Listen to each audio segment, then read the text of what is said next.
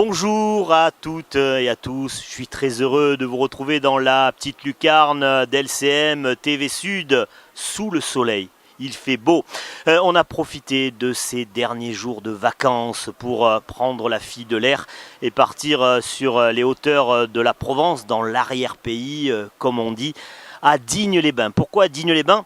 Eh bien parce que cette ville, c'est le carrefour du Pays Bleu. C'est quoi le Pays Bleu? C'est le pays de la lavande et du lavandin. Alors ça prend le département de Vaucluse, les Hautes-Alpes, les Alpes d'Haute-Provence et une partie de la Drôme. C'est une fleur, c'est la fleur emblématique de la Provence.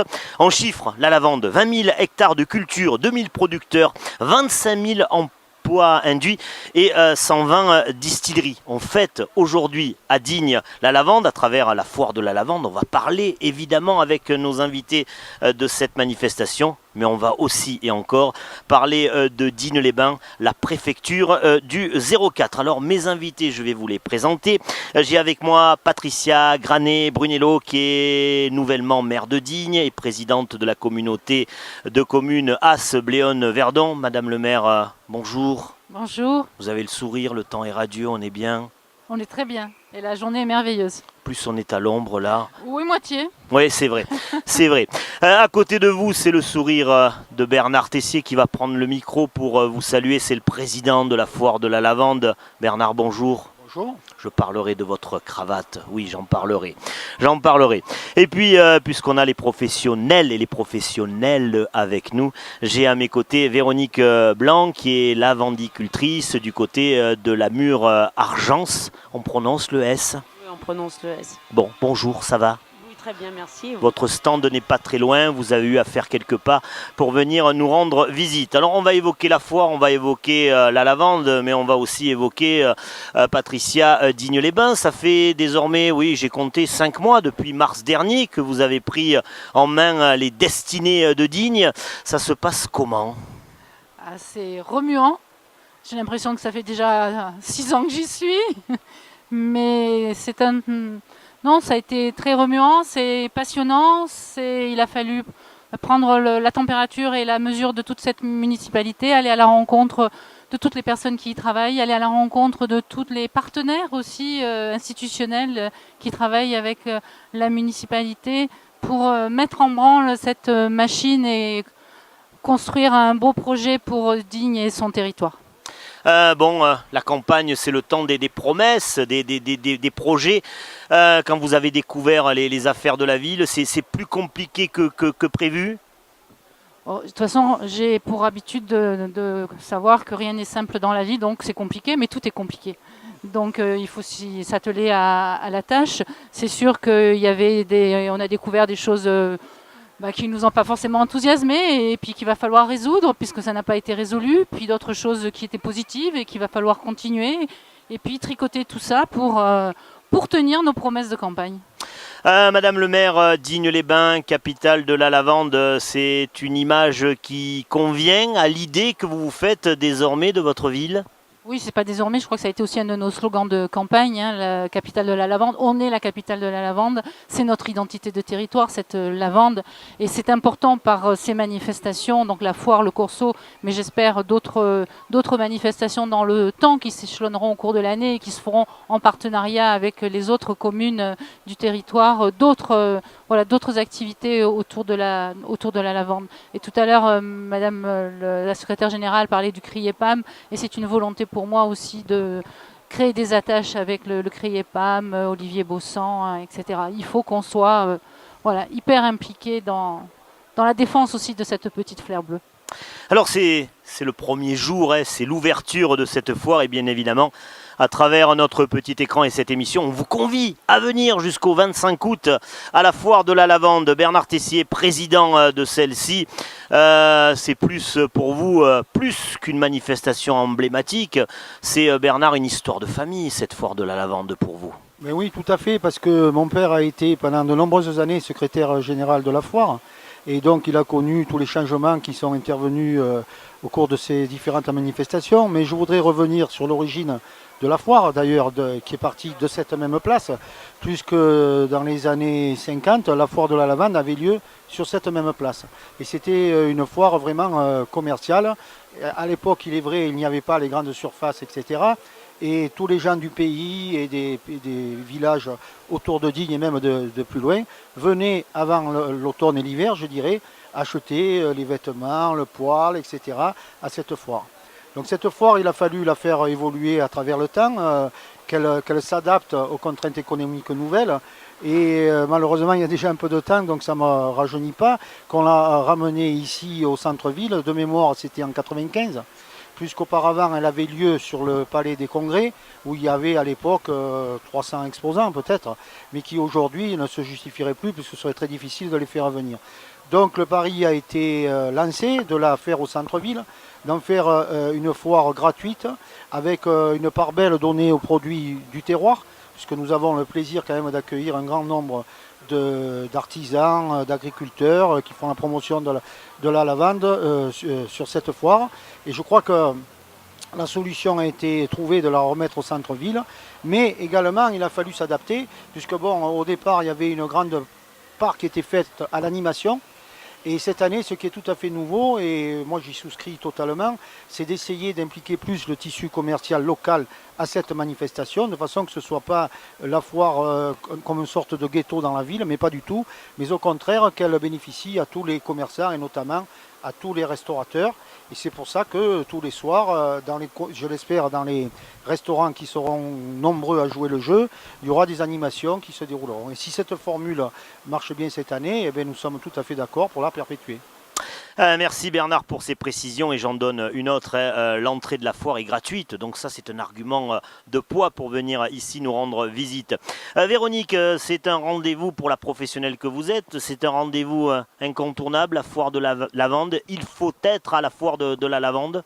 Oui, bien sûr, parce que pour tous les professionnels que nous sommes, c'est un événement, on peut rencontrer le public, expliquer comment on travaille, quelles sont la typicité de nos produits, la différence entre la lavande, le lavandin, aussi bien avec les touristes, mais aussi avec les Dinois et Dinoises. Il ne faut pas oublier qu'il y a beaucoup de gens qui viennent de très loin. Là, tout à l'heure, j'ai croisé des gens qui venaient de Gap. Voilà, donc, on croise aussi des gens d'autres départements et c'est important d'expliquer ces différences. Alors moi je pensais, mais je suis bête, hein. Bah oui, vous savez, un animateur, il ne faut pas aller chercher bien loin. Et j'étais sûr qu'il n'y avait que des lavandiculteurs. Or, vous êtes lavandicultrice. Quelle abeille vous a donc piqué un jour pour exercer cette profession, d'autant que ce n'est pas votre formation première? Oh bah, c'est très très simple. Hein. Quand je suis arrivée dans les Alpes de Haute-Provence, j'étais blonde, parisienne et amoureuse. Ça fait quand même trois handicaps majeurs pour tomber... dans la bouillie, comme on dit. Hein, ouais, donc, dans l'essence. Oui, et puis j'avais un joli papa qui me disait que sur Argence, on faisait la meilleure lavande du monde. Oui. Moi, je l'ai cru. Et j'ai dit, ok, cash, on y va. Et on va essayer de réveiller ce village un peu endormi. Et puis surtout, on va essayer de redonner des lettres de noblesse un peu disparues à la lavande fine, AOC, de montagne, qui a été reconnu internationalement dans les années 20 par la lavande de Barème et qui était complètement oubliée. Donc il y a un moment où on s'est dit il y a des choses à faire. Donc on les a faites. C'est bien. Patricia, je vous ai attentivement écouté encore une fois lors du protocole des discours et puis j'ai lu attentivement vos écrits dans le petit fascicule du Corso et dans celui de la foire. Vous souhaitez appuyer fortement ces deux manifestations. Je parle du Corso parce qu'on en aura tout à l'heure des images, mais aussi la foire. Ce sont deux axes forts de la politique de l'image de Digne. Oui, tout à fait. Oui, je souhaite que ces manifestations soient vraiment... vous savez, quand je quitte Digne pour aller en France, déjà tout simplement, Et alors à l'étranger, n'en parlons pas. Et quand on me demande où je dis je suis de Digne, et on me dit chaque fois c'est où, c'est quoi, c'est où. Bon, alors je dis c'est à côté de Marseille. Ah, Marseille on connaît, et Digne on connaît pas. Non, c'est pas normal. Je veux dire, il faut que ces manifestations, traversent notre frontière de notre petit territoire et soient connues au niveau régional, au niveau national, et puis même à l'étranger. Il faut que l'on communique et que l'on transmette cette image dignoise autour de la lavande. Moi, je suis très contente d'entendre parler de la Mûre-sur-Argent. Quand j'étais petite et que je faisais du vélo à Barème, puisque mes grands-parents étaient à Barème, j'avais la distillerie qui fonctionnait encore. Ça sentait bon la lavande dans tout le village. Mais c'est merveilleux. C'est vraiment, c'est nos racines, la lavande. Véronique, on pourrait penser qu'au pays de la petite fleur bleue, ça ressemble à celui de la petite maison dans la prairie, mais vous êtes bien embêté, par l'Europe. L'Europe veut du mal à la lavande. Non, j'irai pas jusque-là, mais... c'est ça, on voudrait la classer comme produit toxique. Le problème, c'est que la lavande est difficilement classable. Elle appartient à plusieurs domaines. C'est une plante aromatique, un aromate, donc on peut la mettre dans l'alimentaire. C'est un produit domestique parce que ça sert d'antimie dans les placards. C'est un produit cosmétique parce que c'est un cicatrisant, un antiseptique, etc. C'est un produit utilisé dans les parfums. Donc c'est un produit difficilement classable aux multiples facettes. Et aujourd'hui, on essaierait de nous faire croire que ce n'est qu'un produit chimique. Et c'est là que le bas blesse. C'est un produit naturel, certes, qui contient plus de 200 molécules. Et aujourd'hui, nous sommes face au lobby pharmaceutique, entre autres, qui essaye de nous faire croire que chaque molécule peut être analysée et appréciée uniquement et pas dans son ensemble. Ça, c'est un problème pour la profession, bien évidemment. Alors, il faudrait toute une émission pour parler de cela. On n'en a pas le temps. Avec Jean-Marie, qui sera l'autre invité, on évoquera un petit peu ça. Je l'ai dit, 2 manifestations clés. La Foire de la Lavande, qui a ouvert ses portes aujourd'hui. Et le Corso. Le Corso, c'était au début du mois d'août. Et évidemment, les caméras de TV Sud étaient sur place. Voici un florilège de cette édition 2014. Merci, Véronique.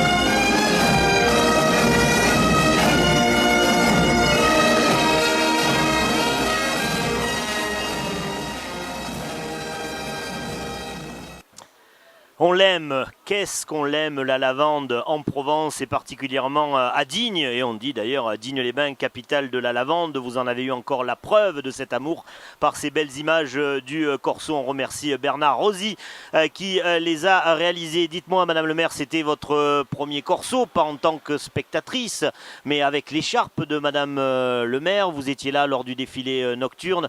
C'est un moment émouvant pour les Dinoises et les Dinois, le Corso. Je pense que ça a été une superbe édition. Alors voilà, moi j'ai la prétention de me dire que c'est parce qu'on est arrivé à la municipalité et que du coup on essaye d'impulser une dynamique et que ça s'est ressenti, mais c'est vrai que je remercie encore Claude vraiment pour tout, et toute son équipe pour le travail qu'ils ont fait, et je souhaite que d'année en année nous allions plus loin aussi dans les éditions du Corso de la Lavande, toujours plus loin avec d'autres perspectives. 93e foire de la lavande, Bernard, mais la vieille dame sait se faire des liftings. Hein. Vous en avez établi un pour cette édition, avec des nouveautés, un salon du livre, une allée du bien-être. Oui, ben c'est nouveau cette année, donc on a profité du fait qu'on n'avait plus la restauration pour consacrer tout l'espace du cours des arrêts à la remise en forme et au bien-être. Donc comme vous le savez, il y a un projet qui est porté par la communauté de communes très important et l'établissement thermal d'extension des thermes, et nous avons voulu un peu présenter aux Dinois ce projet, mais également nous rediriger vers tout ce qui est bien-être et remise en forme. Parce que c'est vrai que Digne, on a une ville exceptionnelle dans ces domaines. Vous n'avez qu'à voir le temps qu'il fait aujourd'hui, et je crois que ce thème sera perpétué au cours des prochaines éditions de la foire. Donc je voudrais juste revenir sur la foire de la lavande, capitale de la lavande, dire pourquoi, parce que beaucoup de personnes nous disent mais vous n'êtes plus la capitale, etc. Alors c'est faux, on a été la capitale de la lavande tout simplement en 1921. La ville de Digne était le centre commercial où se vendaient toutes les essences du département. Donc on a voulu garder, donc à l'époque, la foire de la lavande était uniquement un endroit où on échangeait les petits flacons de lavande et lavandin. Puis petit à petit s'est greffée la manifestation, mais c'est pour la raison pour laquelle on insiste, on veut garder notre titre de capitale de la lavande. Et nous le garderons. On le revendique, et je le revendique avec vous. Voilà presque un personnage.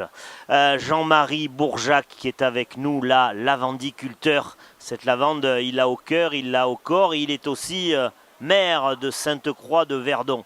C'est facile, surtout en été, Jean-Marie, d'arriver à lier les deux, être à la fois à la mairie et puis du côté de la distillerie. Mais tout est possible. On peut y arriver. Bon, la distillerie se fait dans la journée. Et bon, le matin, je passe à la mairie pour signer quelques papiers. Et disons, pendant la distillation, je suis peut-être en congé de la mairie. Mais enfin, on arrive à mener tout de front. Je voudrais ajouter... Et vous n'en perdez pas le sourire, vous l'avez. Pas du tout. Je voudrais ajouter quelque chose à Bernard, qui est le président, en disant que Digne, c'est la capitale de la lavande.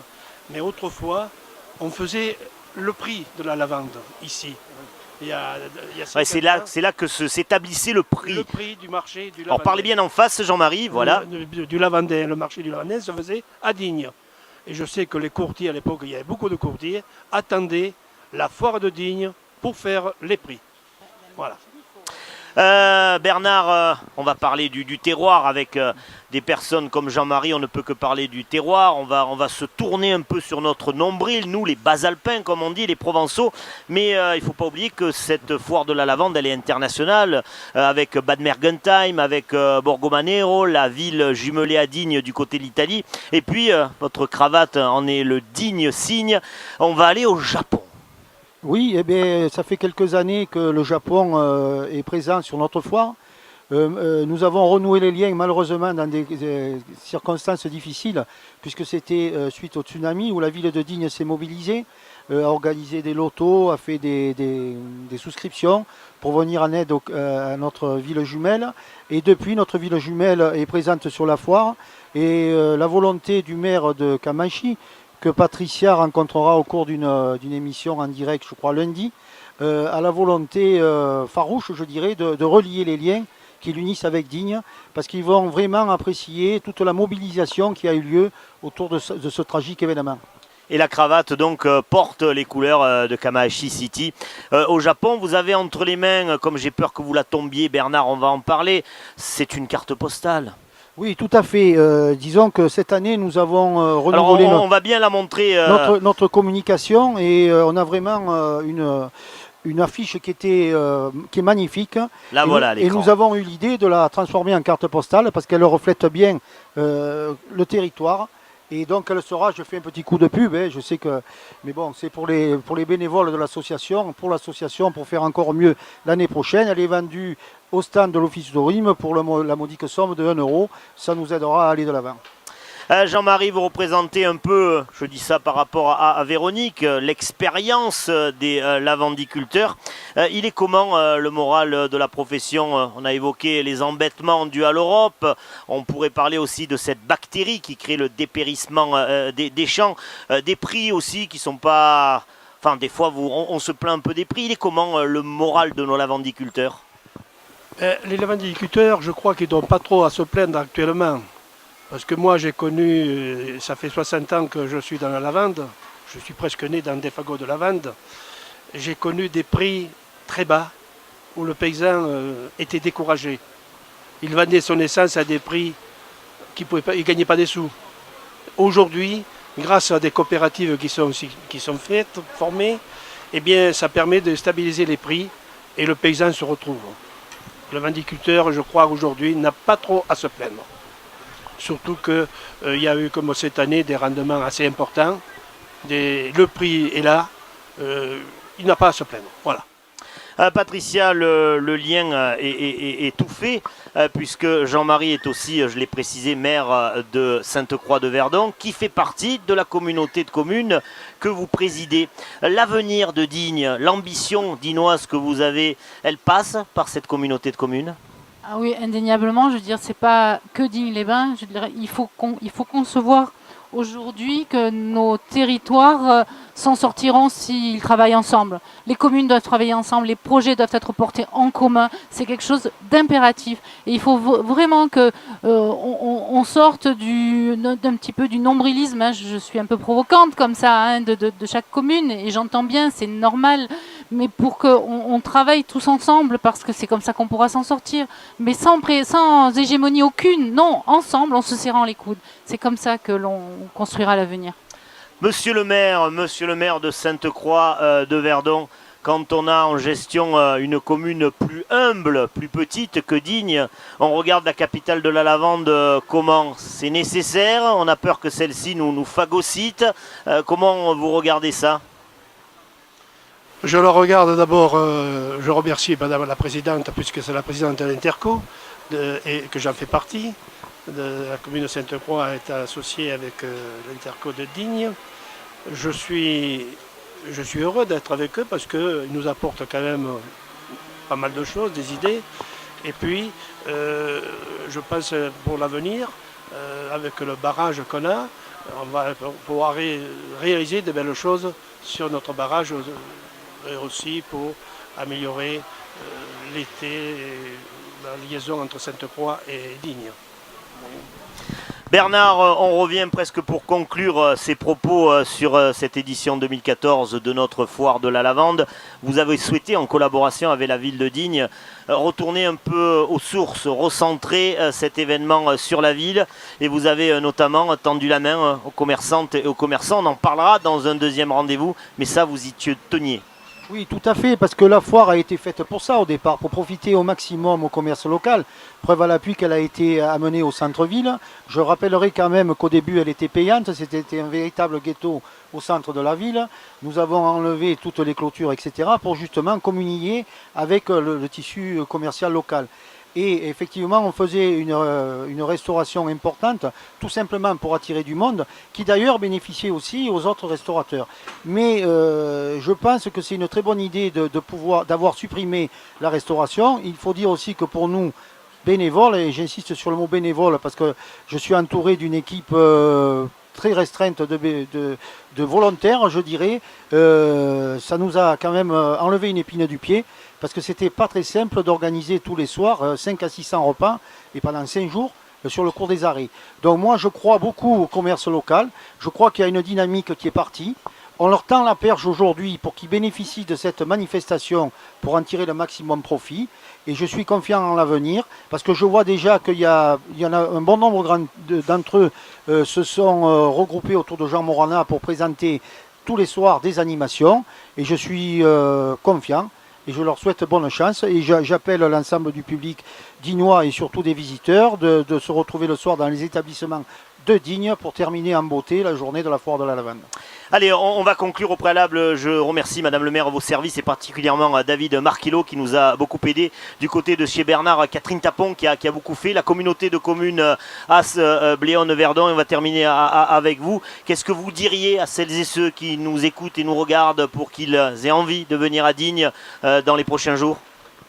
Que la foire tous les jours va proposer des activités diverses et variées et qu'il faut venir les découvrir et que la ville va proposer plein de beaux projets pour ce territoire et avec la communauté de communes et que dans les semaines, les mois et les années, il faut venir à Digne-les-Bains.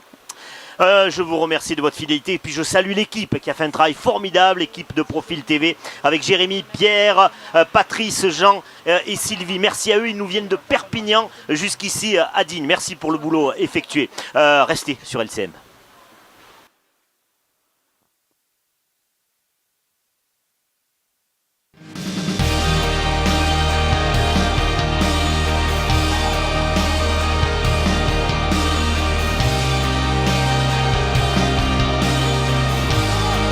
Pour revoir ce programme, lcm.fr.